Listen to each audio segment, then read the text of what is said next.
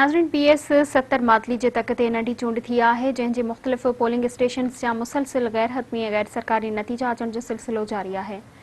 उन सिलसिले में तफ़सील ॾियण लाइ असां सां टेलीफोन लाइन ते मौजूदु आहे तलहार मां जमशेद मला। जी जमशेद, छा तफ़सील आहिनि?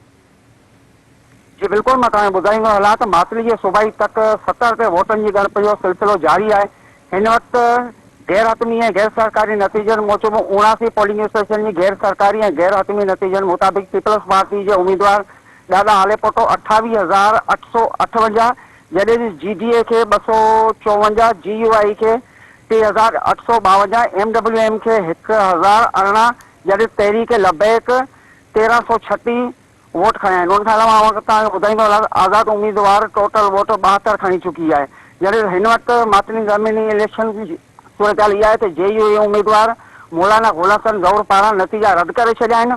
उम्मीदवार पारां मदरसा कासिमा में मरकज़ी अॻवान मौलाना ताज मोहम्मद नायूं, अब्दुल रज़ाक आबिद लाखो, मरकज़ी अॻवान मौलाना मोहम्मद ईसा समूह साहिब हंगामी प्रेस कॉन्फ्रेंस कंदे साफ़िन अॼु ॿुधाईंदे चयो त अॼु असां अॼोकी इलेक्शन नतीजा मुकमल तौर ते रद्द कयूं था। हिननि TP हुकूमत छो छॾींदे चयो त हुकुमरान दौर जा वज़ीर मुशीर गॾिजी प्लानिंग सां असांखे हारायो आहे, जंहिंमें एस्टेब्लिशमेंट बि हिननि सां भाङे पाए वारा आहे। हिननि चीफ इलेक्शन कमीशन ते पूर्ण सख़्त तनक़ीद कई आहे।